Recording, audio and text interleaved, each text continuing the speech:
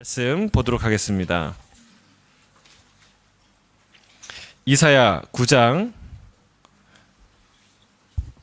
6절에서 7절 말씀. 이사야 9장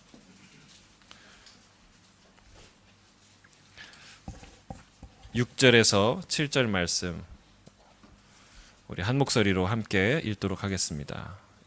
이사야 9장 6절입니다. 시작. 이는 한 아기가 우리에게 낳고 한 아들을 우리에게 주신 바 되었는데 그의 어깨에는 정사를 메었고 그 이름은 기묘자라 모사라 전능하신 하나님이라 영존하시는 아버지라 평강의 왕이라 할 것임이라.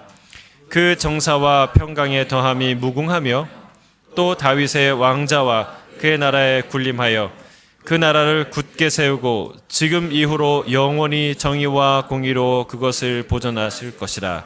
만군의 여호와의 열심히 이를 이룰 것이라. 아멘. 우리는 어제 본문을 통해서 천사가 일러준 표적, 그것을 이야기 들었습니다.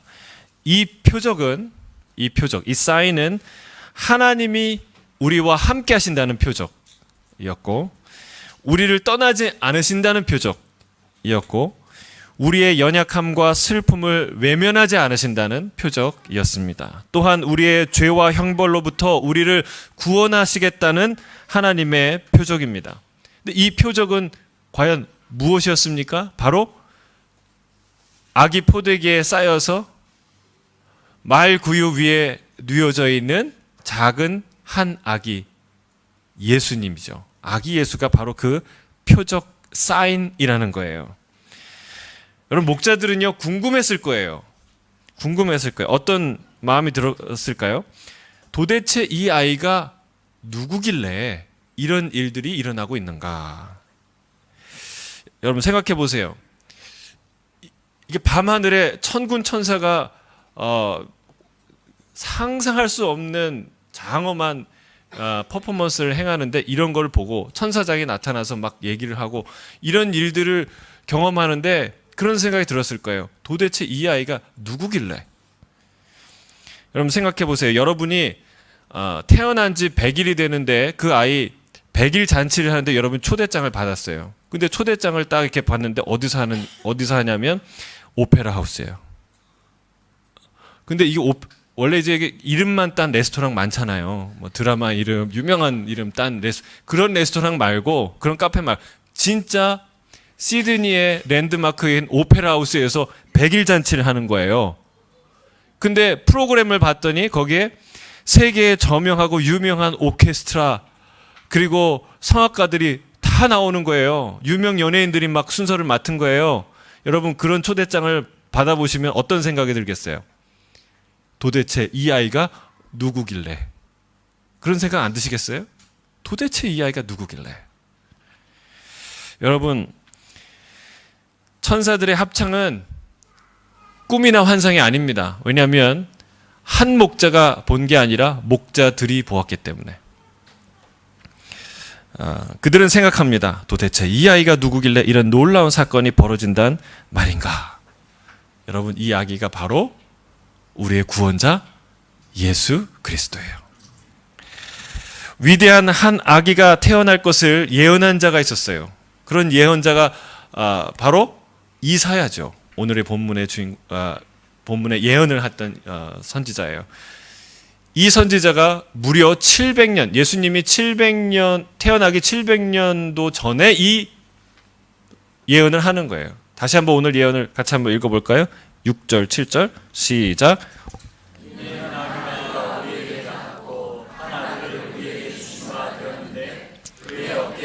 정사를 메었고 그의 이름은 기묘자라 모사라 전능의 왕이 아버지라 평강의 왕이라 할 것임이라.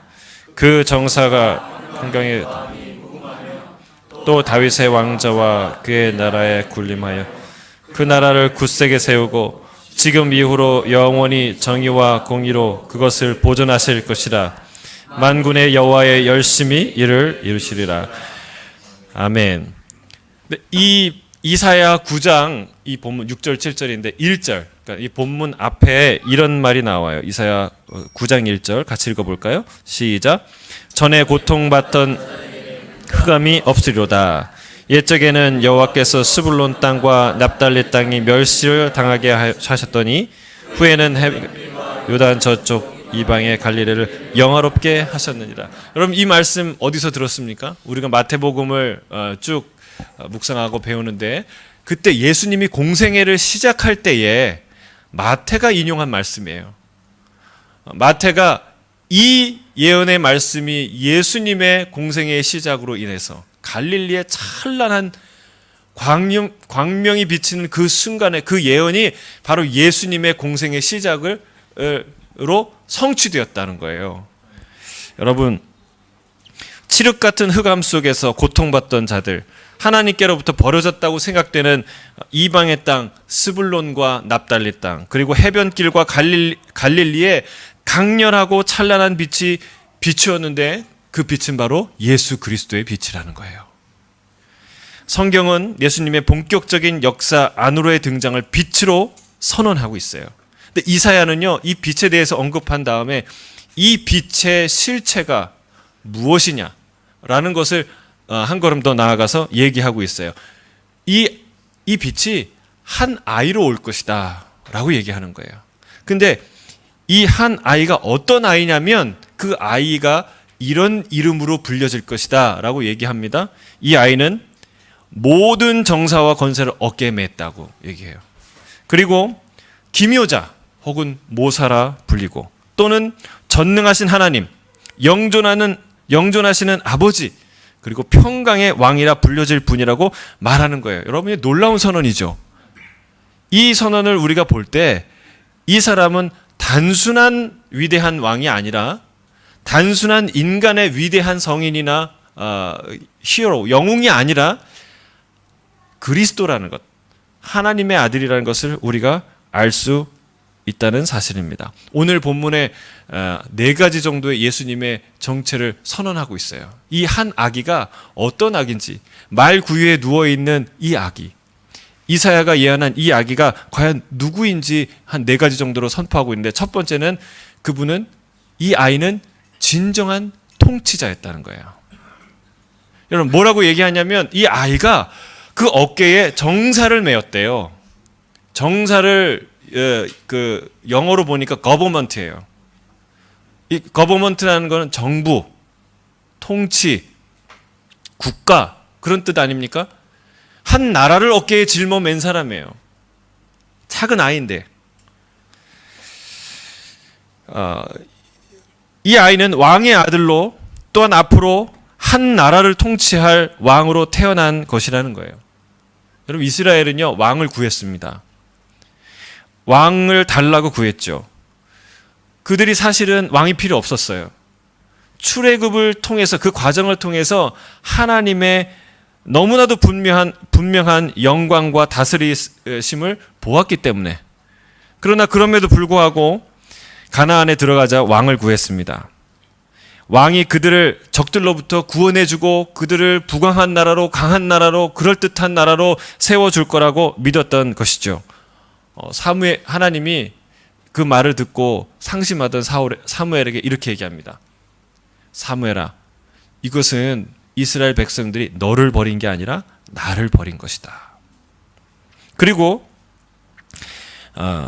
그들은 하나님의 통치를 버리고 인간의 통치를 선택했던 것이죠. 그래서 하나님이 왕의 통치로 너희들에게 일어날 일이 무엇인가, 너희의 그런 거버먼트, 그런 통치 체제가 가져올 미래에 대해서 분명히 주님이 말씀하시는데 이렇게 얘기하세요. 왕이 너희 아들들을 데려다가 군사를 삼을 거다. 그리고 종을 삼을 것이다. 일을 시킬 거다. 그리고 너희 딸들을 데려다가 시녀로 삼을 것이다. 그리고 너희의 밭과 포도원에서 제일 좋은 것을 왕이 취할 것이다. 그리고 너희 모든 소산의 10분의 1을 가져갈 것이니 너희가 그의 종이 될 것이다. 여러분 그들이 자초한 게 바로 종이에요. 스스로 종의 삶을 요청한 거죠. 이 왕의 제도가요, 실제로 왕은 마치 이 땅의 하나님 같은 절대적인 권력을 가지고 이 주님이 얘기한 것보다 더 악한 착취와 만행을 저지르게 됩니다. 결국은 북이스라엘이 망하고 그리고 남유대도 왕정시대의 막을 내리게 되죠. 근데 세상에 보는 이 왕들과 다른 왕이 태어났어요. 이 아기 예수는요, 왕으로 태어났는데 전혀 다른 왕이에요. 어떤 왕입니까? 절대적인 힘을 가졌으나 아무 힘이 없는 자처럼 이 땅에 오셨어요. 낮은 곳에 오셨어요. 그분은 겸손할 이유도 없고 겸손할 대상이 없어요. 절대적인 존재였어요. 그러나 가장 낮은 곳에 임하셨어요.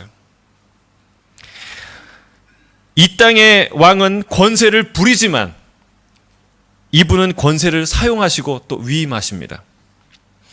왕은 이것저것을 명령하지만 이분은 이 사람 저 사람을 챙기십니다. 살피십니다. 왕은 때로는 전쟁에 나가서 패할 때도 있지만 이분은 전쟁에 나가면 결코 뒤로 물러서지 아니하시며 패하지 않으시는 분입니다. 왕은 사람들을 소유하려고 하지만 주님은 사람들을 사랑하려고 하십니다. 왕은 사람들에게 뭔가를 얻어내려고 하고 받으려고 하지만 주님은 끝까지 자기 자신을 주시려고 하십니다. 이분이 바로 예수 그리스도예요. 이분이 우리의 영원한 통치자예요. 진정한 통치자. 우리의 마음과 영혼과 역사와 시간과 온 나라를 다스릴 마땅하신 통치자인 줄로 믿습니다. 할렐루야. 두 번째, 이분은 누구십니까? 그분은 진정한 지혜자예요. 진정한 지혜자. 여기는 기묘자라, 모사라 이렇게 번역을 했는데 영어로 보니까 원더풀 카운셀러, 놀라운 모사, 놀라운 지혜자로 번역을 하죠. 이 모사라는 말은요, 요즘엔 잘 안 쓰는 말이에요. 우리 학생들, 우리 설교 듣고 계시죠? 예. 이 모사라는 말은 우리가 요즘 잘 안 쓰는 말인데 삼국지에 보면 나와요. 삼국지에 제갈량과 같은 사람이 모사예요. 모사. 그러니까 왕 앞에서 방도를 베푸는 사람, 왕에게 묘책을 제시하는 사람, 그런 사람이 모사예요. 근데 놀라운 모사, 놀라운 지혜자라는 사실이에요. 이 아이가. 근데 여러분, 예수님의 지혜는 어디서 드러날까요? 예수님의 지혜는요, 그분의 행하신 모든 것에서 다 드러나요. 그분이 하신 말, 태도, 그냥 그분이 지나가는 자리, 모든 곳에서 그분의 지혜가 다 드러나는데 특별히 그분의 출생과 그분의 죽으심에서 그분의 지혜가 명확하게 드러납니다. 한 아기로, 그것도 자택에서 태어난 것이 아니라 객지에서, 그것도 침대에서 태어난 게 아니라 마국간의 말구유에서 태어나십니다. 불교의 시다르타처럼 왕자로 태어날 수 있어요, 없어요? 있어요. 그렇게 하셔도 아무도 뭐라고 안 해요. 하나님이 그런 아름다운 이야기를 만들어 가실 수 있어요. 그런데 그렇게 하지 않으셨다는 거예요. 말구유의 가장 낮은 곳에 임하십니다. 왜 그럴까요? 지혜예요, 지혜. 지혜예요. 무슨 지혜입니까? 아무도 오해할 수 없는 명확하게 하나님의 뜻을 전달하는 지혜예요. 어떤 뜻일까요? 여러분, 팝송으로도 나왔는데 노란 리본 이야기를 아세요? 아주 오래된 팝송이죠. 근데 그 원래 이야기는요, 1961년 리더스 다이제스트에 글이 실렸다고 해요. 원래는 노란 리본이 아니라 하얀 손수건이었다고 합니다. 감옥에서 복역을 다 마치고 이제 출소하는 한 전과자가 집으로 가는 기차를 타요. 근데 그가 오랫동안 감옥에 있기 때문에 아내한테 얘기한 거예요. 당신 만약에 아이들이 아빠에 대해서 묻는 것이 힘들거든, 남편이 없는 그 시간이 힘들거든, 당신의 길을 가십시오. 근데 마지막으로 출소 직전에 편지를 다시 보냅니다. 내가 여차저차해서 이제 가석방을 얻어 가는데 만약에 당신이 아직도 나를 기다린다면, 내가 당신의 남편으로 있기를 원한다면 우리 집 그 기차역에 있는 큰 사과나무에 하얀 리본을 달아주십시오. 그럼 내가 그 기차역에서 내리고 만약에 아무것도 없다면 내가 그 기차역을 지나가겠습니다. 그렇게 편지를 쓰죠. 드디어 기차에 올라서 가는데 가는데 이제 거의 집에 다 도달했어요. 차마 그 나무를 볼 용기가 나지 않고 마음이 두근반 세근반 하죠. 그때 옆에 있던 이 사연을 알고 있던 옆 승객이 얘기합니다. 뭐라고 얘기합니까? 그 나무에 온통 다 하얀 손수건으로 다 메어져 있다는 거예요. 그냥 지나갈까 봐. 이거 하나 달았는데 분명히 나는 달았는데 나 달았어. 당신이 못 본 거지. 이런 게 아니라 그냥 이걸 못 보고 지나갈까 봐. 2개, 3개, 4개 달다가 온 나무를 다 단 거예요. 여러분, 이 여인에게 어떤 지혜가 있었습니까? 여러분, 이것은 그냥 지나가는 것을 막기 위한 지혜일 뿐만이 아니라 이 하얀 손수건으로 뒤덮인 이 한 나무는 내가 당신을 얼마나 사랑하는지, 내가 당신을 아직 얼마나 오랫동안 기다렸는지 그 마음을 표현하는 그런 지혜예요. 여러분, 예수님이 왕으로 오실 수 있고 귀족으로 오실 수 있고 얼마든지 편한 자리에 오실 수 있는데 왜 말구이에 오셨을까요? 여러분, 이건 하얀 손수건과 비길 수 없는 하나님의 위대한 지혜예요. 하나님의 겸손과 사랑을 정말 온 세계, 온 우주, 온 역사, 인류 역사에 선포하는 위대한 지혜라는 사실입니다. 예수님은 모든 이들이 축하하고 기념하는 이 성탄절에 죄인들을 향해 하얀 손수건을 달아 놓으신 것입니다. 어디에 달아 놓으셨을까요? 가장 높은 교회 종탑에도 달아 놓으셨지만 절망으로 고개조차 들 수 없는 사람들이 볼 수 있도록 저 낮은 말구 위에도 달아 놓으신 거예요. 여러분, 이게 지혜의 왕이신 예수님의 지혜예요. 할렐루야. 세 번째, 그분은 어떤 분이십니까? 그분은 진정한 하나님이세요. 진정한 하나님. 이 아기는 전능하신 하나님, 영존하시는 아버지라 불릴 것이다. 여러분, 이 땅에서 30여 년간 지극히 평범한 사람으로 사셨어요. 그러나 그분은 실상 전능하신 하나님이셨어요. 여러분, 세상에 가장 힘든 게 뭔지 아세요? 가장 힘든 거는요, 전능한 사람이 그 힘을 안 쓰고 마치 아무것도 없는 사람처럼 사는 거예요.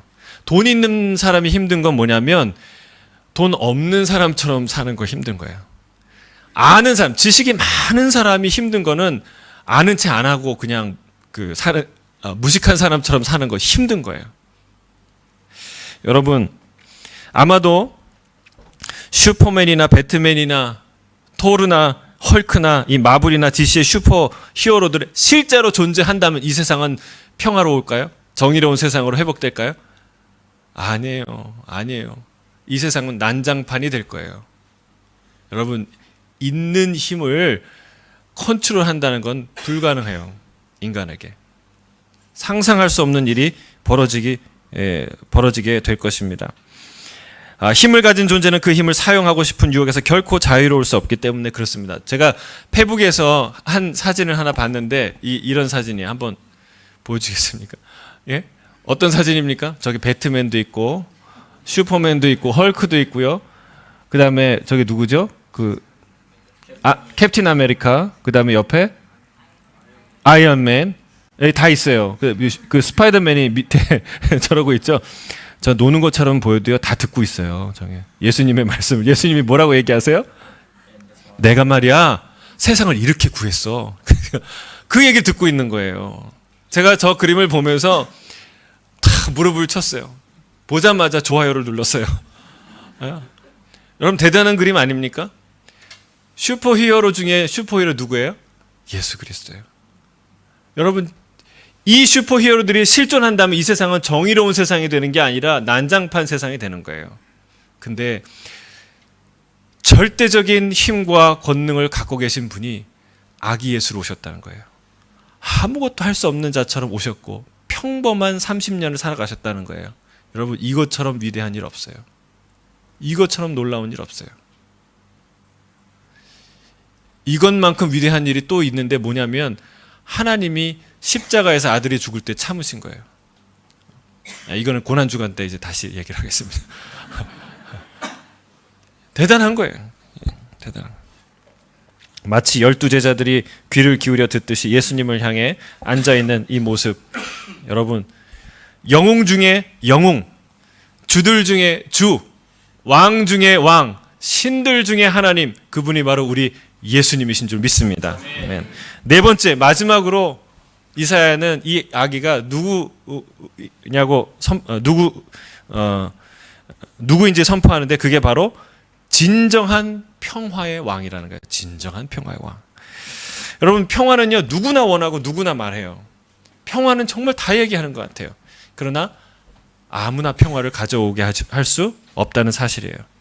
세상에서 말하는 평화는요, 어떤 수준이냐면 마인드 컨트롤 수준이에요.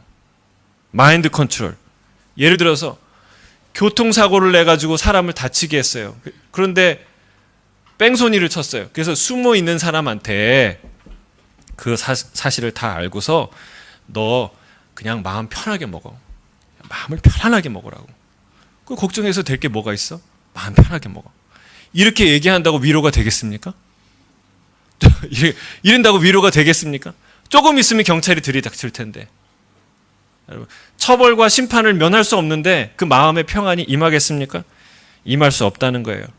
여러분, 동물 중에 타조 아세요? 타조? 타조가 어마어마한 속도로 달려요. 덩치도 엄청 커요. 여러분, 타조 옆에 있으면 아마 무서울 거예요. 근데 그 타조가요, 누가 막 쫓아오잖아요?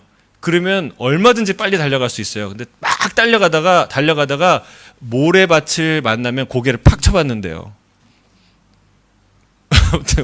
왜 그럴까요? 자기가 안 보이니까, 자기가 완전하게 숨은 줄 아는 거예요. 엉덩이가 이렇게 큰 엉덩이가 이렇게 보이는데 자기가 숨은 거예요. 자기는 안 보이는 거예요. 완벽하게 숨은 거예요. 여러분, 이게 타조의 어리석음이죠. 여러분, 우리가 처한 심판과 혼란과 문제를 외면한다고 우리에게 평안이 임하겠습니까? 이건 평화가 아니에요. 그건 평화가 아니에요. 우리 인생을 가장 위태롭고 불안하고 불행하게 만드는 문제가 무엇입니까? 돈입니까? 건강입니까? 여러분, 돈 많아서 싸우는 재벌들 많잖아요. 속이 부글부글 정말 죽기보다 더 고통스러운 삶을 사는 돈 많은 사람들 있어요. 건강해도 죽고 싶은 인생을 사는 사람 있어요. 여러분, 우리 인생의 참 문제가, 우리가 직면한 문제가 돈 문제입니까? 경제적인 문제입니까? 여러분, 건강의 문제입니까?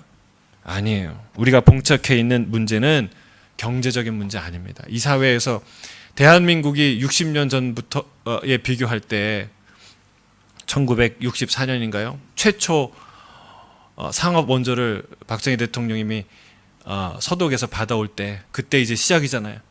근데 그때보다 지금 말할 수 없이 놀라운 부흥을, 경제 발전을 우리가 경험하는, 더 행복하십니까? 여러분, 우리의 문제는 경제적인 문제 아니라는 거예요. 우리가 봉착한 문제, 정치적인 문제 아니라는 거예요. 우리 안에 악이 있다는 거예요. 우리 안에 악이 있어요. 내가 악하다는 사실이에요. 이걸 어떻게 해볼 도리가 없다는 거예요. 이걸 내가 어떻게 만질 수 없고 다룰 수 없고 제거할 수 없고 봉인할 수가 없어요. 여기서 인류의 재앙이 시작됩니다. 여러분, 다 멀쩡한 것 같아요. 여러분, 아돌프 히틀러도요, 국민 투표에서 떳떳하게 당선됐어요. 여러분, 다 겉은 멀쩡해요. 재앙은 어디서 옵니까? 우리 안에 있는 악이에요. 내 안에 있는 내가 컨트롤할 수 없는 죄예요.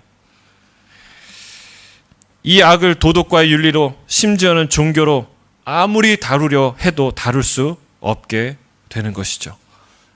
여러분, 그런데 진짜 평화가 왔어요. 이 평화는 어디로부터 오는 것입니까? 내 안에 있는 악, 내 안에 거하고 있는 이 죄가 봉인되고 제거되고 다스려질 때 진정한 평안이 내 인생 가운데, 이 세상 가운데 임하는 것이죠. 여러분, 이 죄짐을 지기 위해서 예수님이 오셨어요. 아기 예수로 오셨어요. 그분이 바로 예수 그리스도인 줄 믿습니다.